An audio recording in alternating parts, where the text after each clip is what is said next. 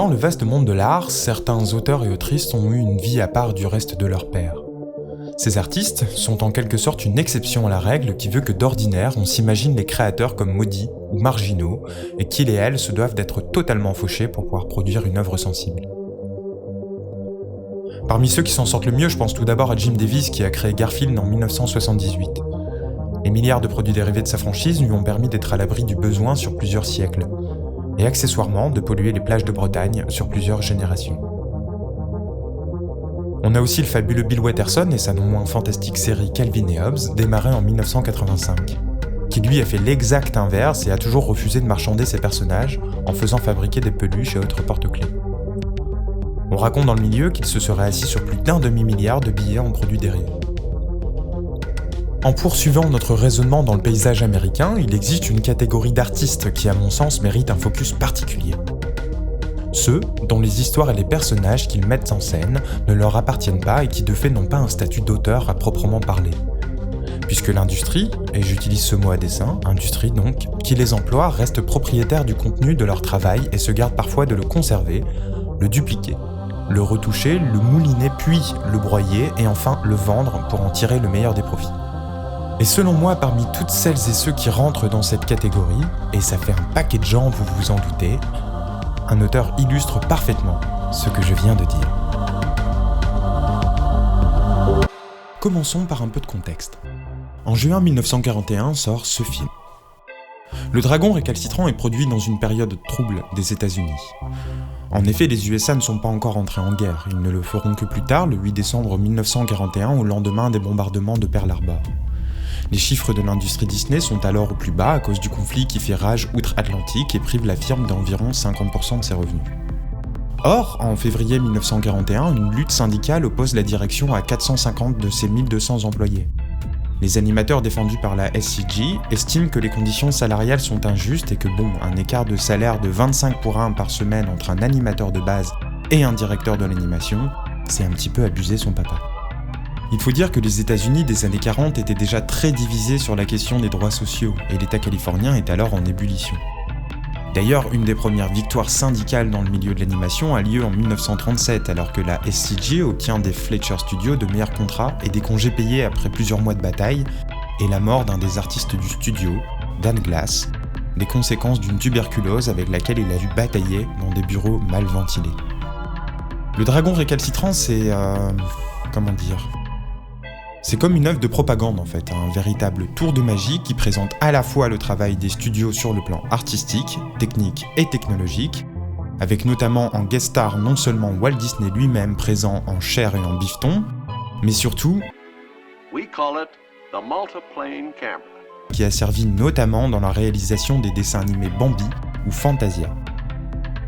Le Dragon récalcitrant est surtout, et il est important de le souligner, l'occasion pour le studio de proposer un regard idéalisé des conditions de travail au sein de l'entreprise. Pour schématiser, c'est un peu l'ancêtre du lip dub avec un peu plus de budget, mais pas de Jean-Pierre Raffarin. Une nouvelle société. La diffusion du film passe mal pour les employés alors en grève. La direction réagit brutalement et licencie près de 200 salariés grévistes qui seront réembauchés à la fin de la grève par décision du tribunal. Et un médiateur fédéral est carrément envoyé pour aider à résoudre le conflit. Walt Disney témoignera à la chambre du comité des activités anti-américaines et dira que le communisme a joué un rôle majeur dans la grève des studios Disney. À la suite de quoi plusieurs des participants furent blacklistés, dont le directeur de l'animation Arthur Mason qui avait travaillé sur Fantasia, et dont le nom a carrément été retiré du générique. On peut d'ailleurs voir dans la scène du chant des clowns du film Dumbo, qui était en production durant la grève, une satire des syndicalistes demandant une augmentation au patron.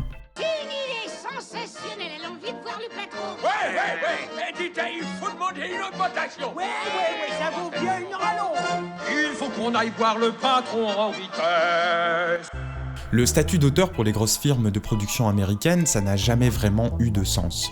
En effet, si le droit français ne permet pas d'acheter la paternité d'une œuvre, puisque le droit moral qui le régit est perpétuel, inaliénable et imprescriptible, le droit américain en revanche est basé sur le copyright, qui lui revêt une signification légale complètement différente, qui est plus proche du brevet d'exploitation chez nous. ce qui donne aux entreprises la possibilité d'avaler le boulot des auteurs, les rendant quasiment anonymes aux yeux du public. Alors on a quelques figures bien sûr comme par exemple Don Bluth, Carl Barks ou encore Tim Burton qui ont claqué la porte des studios Disney, certains d'ailleurs plusieurs fois au cours de leur carrière, faut le faire, mais la firme estime depuis toujours qu'un auteur est un salarié qui travaille à partir d'un produit de la maison. De plus, la bande dessinée pour une entreprise comme Walt Disney, c'est un produit dérivé. La branche Disney Comics n'existe pas à proprement parler.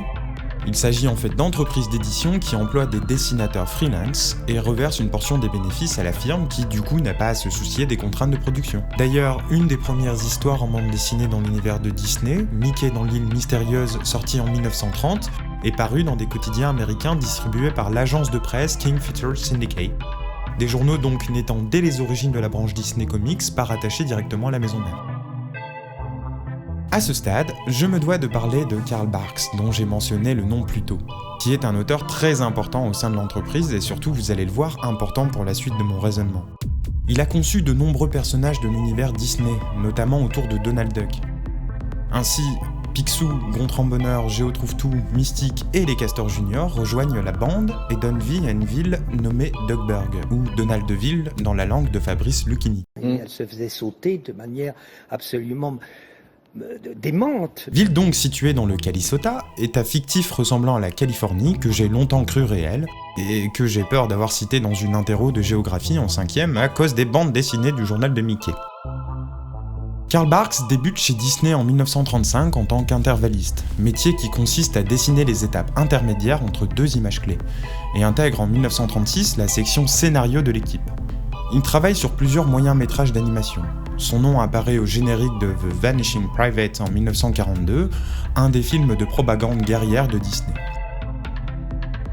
En 1942, Barks, connu pour ses crises de colère, claque la porte du studio, on y revient, après un désaccord concernant son travail. Il est engagé par la Western Publishing en la qualité d'auteur de bande dessinée et obtient de gérer l'ensemble des composantes de création, du scénario au dessin. À l'époque, les auteurs n'ont pas le droit de signer leurs planches. C'est un droit qu'ils n'obtiendront que bien plus tard et non du vivant de Carl Barks. Mais certains lecteurs remarquent sa patte particulière et lui font parvenir des courriers. Ils l'appellent The Good Duck Artist. Carl Barks obtiendra en 1966 l'autorisation de peindre des tableaux à l'huile dans l'univers de Donald et je dois dire, alors que je reconnais l'œuvre de Barks comme essentielle à la fois pour ma construction BD-phile et aussi pour l'univers de Disney, que je n'ai pas toujours aimé son style de dessin. Mais ces tableaux que nous avons eu la chance d'apercevoir dans les Picsou Magazine étant enfants me ravissent encore. Il nous a quittés le 25 août 2000 à l'âge de 99 ans. Alors normalement, à ce point de la vidéo, on se demande légitimement où je veux en venir avec mes vieux auteurs tout décédés, et peut-être que parmi vous, certains se demandent pourquoi j'ai chaussé mes gros sabots à la sauce syndicale dans le titre de cette vidéo. Car après tout, mélanger Disney avec le marxisme tient d'un pari plutôt risqué, et vouloir définir ces différents auteurs au travers du spectre de la lutte des classes peut sembler être à côté de la plaque. En effet, Mickey, son chien et l'autre Donald, là qui s'est même pas articulé, appartiennent à des œuvres de fiction. C'est pas dans le monde réel de la vraie vie, et puis y a pas tellement de politique dedans. D'ailleurs, c'est pour les gosses tout ça, non ? Et pourtant, comme nous l'avons vu, on peut, et je pense que dans une certaine mesure, on se doit, de regarder toutes les œuvres de fiction, non seulement au travers de leurs récits et de leurs techniques, mais aussi au travers de leur processus de création. Par exemple en prenant en compte les conditions de vie et de ressources de leurs auteurs et autrices, mais aussi au travers des relations qui lient artistes et industrie. Parce que toutes ces questions parlent d'argent, de droits sociaux, d'enjeux de pouvoir et de domination, de droit à la reconnaissance, à une certaine forme de légitimité, et parfois on retrouve ces mêmes questions au sein de ces œuvres de fiction. Don Kino Rosa, on y vient enfin, naît le 29 juin 1951 à Louisville dans le Kentucky. Personnellement, j'ai connu son travail dans le bimestriel Picsou Magazine où ses histoires côtoyaient les récits de Carl Barks ainsi que les toutes nouvelles productions des Pays-Bas et brésiliennes. Non, parce que oui, là on comprend très vite que l'histoire de Disney dans son format bande dessinée est internationale puisqu'elle n'a jamais été portée par la firme comme dit précédemment, mais par des freelances ou des maisons d'édition plus ou moins indépendantes de la maison mère. Par exemple, la branche italienne et son auteur prolifique Romano Scarpa, décédé en 2005, publié dans Topolino, a réalisé de nombreux récits autour de Mickey et de Donald, et est d'ailleurs le créateur de Brigitte Malbridge et de Gertrude, personnages féminins plus connus en France par les lectrices et certains lecteurs dont moi-même de Mini Magazine. À partir des années 70, le public américain commence à déserter les bandes dessinées sous label Disney. En effet, alors que Walt Disney décède en 1966, la firme lutte pour renouveler son catalogue et marque le début d'une décennie avec peu de projets d'envergure, à l'exception notable des Aristochats en 1970 et de Robin des Bois en 1973. C'est dans ce contexte que Don Rosa, après une vie d'étudiant et de chef d'entreprise familiale, sera publié à partir de juillet 1987 par l'éditeur Gladstone, avec Le Fils du Soleil, soit quelques années avant ce que l'on appelle le second âge d'or de Disney. Cette aventure pose les bases de ce que deviendra la marque de fabrique de Don Rosa, à savoir la référence à Carl Barks. Car Don Rosa est un auteur qui ancre son univers dans celui d'un autre auteur. Les références à Carl Barks vont d'ailleurs au-delà du simple clin d'œil complice, elles sont une forme de marque de reconnaissance à la fois au lecteur que Don Rosa était lui-même enfant, mais aussi au lecteur qui lit les pages des bandes dessinées qu'il a écrites et réalise. Cette marque de respect s'explique par le fait que Don Rosa disait lui-même qu'il n'a pas fait les histoires avec les personnages de Disney, mais avec ceux de Carl Barks. Il est donc possible pour Don Rosa de s'émanciper de la grippe de la firme qui détient les droits des personnages qu'il met en action, du moins au travers de sa construction artistique. Je précise rapidement qu'entreprendre de mettre en scène des histoires Disney, c'est naviguer avec des canons diégétiques multiples qui n'ont parfois aucune homogénéité. C'est le format même de ces histoires, mais aussi le fait d'être dessiné et mis en scène par de nombreux auteurs qui veut qu'un Donald, par exemple, a pu, sur 87 ans, être à la fois marin comme spationaute, ouvrier ou même caricature de Hitler en 1942.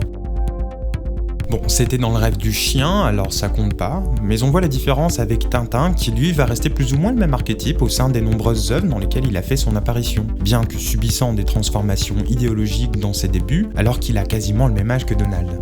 Je pourrais ouvrir un chapitre entier à l'intégration d'éléments historiques et idéologiques lorsqu'un personnage est manié par plusieurs créateurs. Et je vous conseille, si vous ne l'avez pas déjà fait, de lire l'excellente série Spirou 2, en particulier les tomes scénarisés et dessinés par Yann et Olivier Schwartz qui illustrent parfaitement selon moi cette question. Et c'est sur ce point qu'intervient le travail génial de Don Rosa. Car en métissant ses outils de création, un dessin millimétré, un sens du rythme et de la narration en cohésion avec un seul des multiples univers alternatifs qui sont détenus par l'usine Disney, il nous permet à la fois de se régaler de bandes dessinées de qualité, et ça c'est déjà très très bien, mais aussi d'avoir un support pour regarder droit dans les oreilles les actionnaires du big boss du monde du divertissement. Je ne pourrais pas résumer 30 ans de la carrière de l'auteur ici, alors j'ai choisi pour ce sujet de me focaliser sur un travail en particulier, la jeunesse de Picsou. La jeunesse de Picsou est un projet dantesque démarré en 1991. Le concept de départ est de narrer au travers de 200 pages l'histoire de la généalogie de Balthazar Picsou en partant de sa jeunesse dans la campagne de Glasgow en 1877 jusqu'à son ascension à la plus haute fortune mondiale en 1930. Et au final, c'est 5 chapitres inédits qui viendront compléter la genèse du personnage. Il est publié initialement sous l'égide de l'éditeur danois Egmont de 1992 à 1994 et circonscrit dans un premier temps aux pays nordiques. En France, c'est au travers des pages de Picsou Magazine publiées par Unique Heritage Entertainment, partenaire des éditions Hachette, que nous avons pu suivre ces histoires de mars 1994 à février 1996. Plus tard, en 2012, l'éditeur Glénat publiera dans son anthologie l'intégrale de Don Rosa en 7 volumes, mais ce sont les versions publiées par Gladstone ainsi que les sources extraites de son site web qui nous intéressent ici puisqu'on y trouve les textes de l'auteur concernant moult détails parsemés dans son œuvre. Ces détails qui pullulent dans les planches de l'auteur sont selon moi à classer en 3 catégories. Petit 1, les actions d'arrière-plan. Celles-ci sont destinées à une seconde ou troisième lecture, comme par exemple un objet, une situation qui tiennent du ressort comique, ce qui donne une patine très en relief à son travail. En effet, la majeure partie des productions BD des comics Disney ont recours à un angle de vue au niveau du sujet avec un classique avant-plan, arrière-plan, ce qui n'offre pas une réelle sensation de profondeur. Don Rosa a lui aussi recours à ce procédé car il est moins coûteux et offre une rapidité d'exécution pour l'auteur et de lecture pour les fans.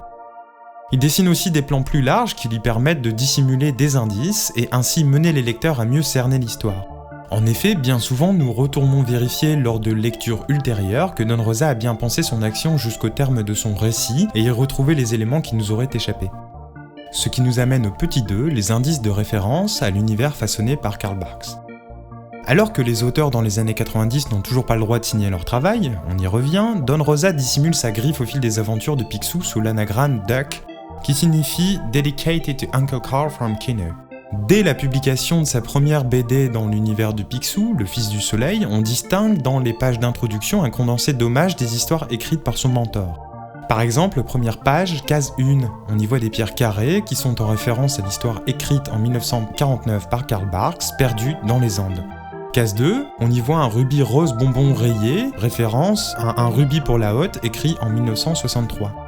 Case 3, les lingots d'or du Hollandais volant, qui sont en référence à Le Trésor du Hollandais volant, écrit en 1971. Enfin, case 4, on y voit la couronne de Gengis Khan, qui fait référence à la couronne perdue de Gengis Khan, écrit en 1959. On y voit aussi la toison d'or de Jason, qui fait référence à la recherche de la toison d'or, écrit en 1955. En mettant en scène les objets des aventures passées de Picsou, Don Rosa reprend le flambeau et nous indique qu'il a effectué un travail de recherche minutieux sur la trame qu'il s'y fixait et entend rester cohérent tout au long de son œuvre. Tout ça nous amène au petit 3, et vous vous en doutez, c'est ce qui nous intéresse ici, le fait de puiser dans le réel pour construire la fiction. Dans presque toutes ces histoires et dans une mesure plus importante encore, dans le récit de la jeunesse de Picsou, Don Rosa incorpore des éléments et événements historiques. La transformation des métiers de l'élevage bovin sur le territoire américain avec l'agriculture intensive et ses kilomètres de fils barbelés, par exemple dans le chapitre 4, l'aventurier de la colline de cuivre, l'arrivée de l'ampoule électrique toujours dans ce même chapitre, l'une des premières voitures fonctionnant avec un mélange de kérosène et d'huile de baleine, chapitre 10, l'envahisseur de Fort Donaldville, tous ces éléments dissimulés de part et autre rendent l'univers décrit tangible mais amènent à mon sens un angle d'approche de son travail très intéressant. Par exemple, dans le chapitre 4, l'aventurier de la colline de cuivre, Don Rosa utilise une loi américaine de 1872, connue sous le nom de Law of the Apex, qui stipule que celui qui possède la veine la plus proche du sol peut revendiquer l'ensemble de la concession minière. En inscrivant l'histoire de Balthazar Picsou au sein de l'histoire américaine, Don Rosa ouvre une porte qui fonctionne dans deux directions, à savoir de l'histoire vers la fiction et surtout l'inverse. Le personnage est le canard le plus riche du monde, à la fois magnat de la presse, possédant des usines au travers de tout le globe. Sa fortune ne peut pas se mesurer en dollars, mais nécessite une unité de volume pour être conceptualisée. Bien que le magazine Forbes ait estimé sa fortune à 65,4 billions en 2013. Il est décrit comme extrêmement pingre et la création du personnage Parker Barks s'est inspirée du personnage de Charles Dickens, Ebenezer Scrooge. Un personnage assez antipathique donc, mais aussi représentant du mythe du self-made man à l'américaine. Picsou, vous l'avez compris, c'est pas tout à fait une caricature d'un grand PDG capitaliste. Il est l'incarnation même du capitalisme dans sa dimension la plus pure, à savoir la richesse et le pouvoir sans limite. D'ailleurs, dans le chapitre 11, le bâtisseur d'empire du Calisota, on apprend que la fortune de Picsou dépasse celle de William Randolph Hearst, qui était l'un des hommes les plus riches et influents de l'empire américain dans les années 30, ayant lui-même d'ailleurs fait publier dans les journaux des histoires de Mickey dans les années 30. De plus, le chapitre 12 de la jeunesse de Picsou, intitulé « Le canard le plus riche du monde », référence quasiment plan pour plan, sur ses 3 premières pages, le début de Citizen Kane d'Orson Welles, dont le sujet est le même William Randolph Hearst. Selon moi, ce n'est pas un bête clin d'œil à l'un des plus grands réalisateurs de cinéma. À ce compte-là, il aurait tout aussi bien pu prendre un film de Spielberg, et ce serait justice puisque Spielberg lui-même a dit s'être inspiré d'une histoire de Karl Barks pour la création du personnage d'Indiana Jones. En choisissant un auteur et son premier film dont le personnage principal est un homme qui tourne le dos à ses idéaux pourtant intègre pour se consacrer à la richesse et au pouvoir sans limite, Don Rosa permet à la fois de transformer Picsou en personnage romantique, ce qui, vous en conviendrez, n'était quand même pas simple à la base, mais aussi de nous questionner sur la place du pouvoir et de la fortune dans la société américaine. Il est à noter que William Randolph Hearst est le créateur du journalisme jaune qui consiste à publier des reportages sans aucune éthique journalistique, qu'il est considéré comme l'instigateur des fake news, et maintenant qu'on en parle, ce qui a permis à un autre Donald de se hisser aux plus hautes sphères du pouvoir américain. Et pourtant, c'est à mon sens difficile d'imaginer que même si Don Rosa travaillait pour une maison d'édition indépendante, il n'était pas sous contrôle direct de la maison Souris. Dans ses correspondances avec les lecteurs et lectrices que l'on trouve dans les versions anthologiques de ses recueils, il explique que les modifications furent apportées à de nombreuses reprises sur son travail, et ce, pour la plupart, sans qu'il soit averti, et donc sans son consentement. Si l'auteur les identifie dans ses textes uniquement comme des violences artistiques, nous pouvons nous pencher sur la question politique inhérente à ces modifications. En effet, si certaines sont de l'ordre technique, comme le fait de retirer la majeure partie des étoiles du fond de la page de présentation du chapitre 5, le nouvel héritier de la maison McDuck, ou de modifier la police d'écriture, ou même les couleurs dans certaines versions, le fait de modifier totalement dans le chapitre 3 Bug Picsou et les Badlands, les cases 7, 8 et 9 de la planche 2 pour que le personnage Jesse James ne braque pas directement Picsou avec son arme est un choix politique, qui donne d'ailleurs un rendu tout chelou et assez moche, faut le dire. La cahute du rongeur refuse qu'un de ses personnages principaux soit visé par une arme à feu, et ça implique une vision idéologique qui va mais carrément dans le sens contraire de l'histoire du grand banditisme des États-Unis. Ces modifications nous informent en outre sur les intentions de la maison Disney. On peut alors spéculer sur la vision qu'ont eu les producteurs du public visé par les histoires, qui encore une fois va en l'encontre de celle de l'auteur qui disait J'ai toujours écrit pour un public adulte. Si les enfants apprécient ce que j'ai fait, tant mieux, mais je n'ai jamais cherché à écrire pour eux spécifiquement. Les parents et les éditeurs voudraient qu'ils lisent des histoires simplettes avec des couleurs vives. La vérité est que les enfants aiment les récits complexes et qu'on s'adresse à eux comme à des êtres intelligents. Les divergences avec les éditeurs sont très présentes au cours de la carrière de Don Rosa. En 1979, il est publié dans le journal local Louisville Time au travers de son héros Captain Kentucky. La paie est de $25 par semaine et Rosa juge que ça ne convient pas aux 12 heures et plus de travail requis pour produire. Il tient tout de même jusqu'en août 1982, après 150 épisodes, et décide de mettre fin aux aventures de son personnage. Il ne dessinera alors plus pendant 4 ans. Plus tard, en 1989, c'est directement la maison Disney qui, après la fin des droits de publication de Gladstone, refuse de rendre les planches originales aux auteurs et autrices dont ils ont publié les travaux. Don Rosa, furieux, claquera la porte pour être publié chez Egmont, éditeur danois qui publiait les travaux de Don Rosa et demandait à en publier d'autres. Mais c'est en 2002 que Don Rosa se met en grève et arrête le travail. Les conditions proposées par Egmont ne suffisent pas pour vivre de ses planches, et de plus il constate des irrégularités sur la reproduction de ses travaux, comme j'en ai parlé plus tôt. Pourtant, les déclarations touchantes de Don Rosa me laissent penser qu'il est tout sauf cynique, et qu'il reste bien conscient de la situation de domination dans laquelle il s'est en définitive trouvé tout au long de sa carrière. Je vous le cite en quelques mots extraits de son journal en ligne. Tous les fans européens ont supposé que j'étais millionnaire. Ils se disaient que lorsque je signais un des livres qu'ils venaient d'acheter 30€, j'en recevais 5 sur chaque vente. Je n'ai jamais eu de problème avec le fait de ne pas être riche du travail que j'ai aimé faire, mais je me suis senti en colère lorsque j'ai découvert que tout le monde partait du principe que je recevais d'énormes royalties. Ces fans ne pouvaient pas s'imaginer qu'un tel système puisse exister à ce jour, ou qu'un ou une artiste soit assez stupide pour y participer. J'ai commencé à me sentir comme un idiot, de classe mondiale. Après de nombreuses années à se battre à la fois pour la bande dessinée et pour son sujet de prédilection, Don Rosa s'est retiré de la vie d'auteur à la suite d'un décollement de la rétine, ce qui lui a coûté une portion de sa vue. Parmi les raisons de son arrêt de la production de bande dessinée, il déclare qu'il a travaillé trop longtemps, trop durement, a consacré trop de temps à se faire l'ambassadeur de l'œuvre de Karl Barks, souffrait de dépression, avait une putain de mauvaise vue et bien évidemment, il met en première cause le système Disney Comics. Je vais vous lire la traduction de l'allocution que Walt Disney a faite à ses employés lors de la grève des studios Disney de 1941. Durant les 20 années que j'ai dépensées dans ce business, j'ai affronté bien des tempêtes. Ce fut loin d'être une navigation tranquille. Il m'a fallu une grande quantité de travail, de lutte, de détermination, de compétences, de foi et au-dessus de tout ça, de générosité. Certaines personnes pensent qu'il y a une distinction de classe au sein de l'entreprise. Ils se demandent pourquoi certains ont de meilleures places dans les salles de cinéma que d'autres. Ils se demandent pourquoi certains hommes ont une place de parking alors que d'autres non. J'ai toujours senti, et je penserai toujours, que les hommes qui contribuent le plus à l'organisation devraient, par simple mesure de respect, jouir de privilèges. Ma première recommandation à vous tous est la suivante. Balayez devant votre porte. Vous ne pourrez accomplir la moindre chose en restant assis à attendre qu'on vous dise quoi faire. Si vous ne progressez pas comme vous le devriez, à la place de gémir, travaillez plus. Les gens qui réussissent, c'est les gens qui ne sont rien. Si je devais reconnaître avoir commis une erreur dans le fait de rapprocher la carrière de Don Rosa avec le mot prolétaire, c'est qu'au final, il a pu signer ses planches et donc avoir une reconnaissance de son travail. Mais rappelez-vous que ce droit est venu tard au cours de sa vie. Et s'il est vrai que Georges Marchais disait déjà en 1975 que le prolétariat c'était déjà vachement has-been, et même le mot prolétariat, qui scientifiquement garde sa valeur, mais le mot prolétariat, lui aussi, ne convient plus. Nous avons aussi vu les différentes composantes de la machine de production qui font que les auteurs et autrices, créateurs et créatrices sont un rouage essentiel de cette grande machine que l'on nomme parfois art. Mais alors pourquoi ces personnes sont-elles en bout de chaîne, isolées ? Regarder la firme américaine sous un regard critique, c'est important, mais qu'en est-il de la situation en France ?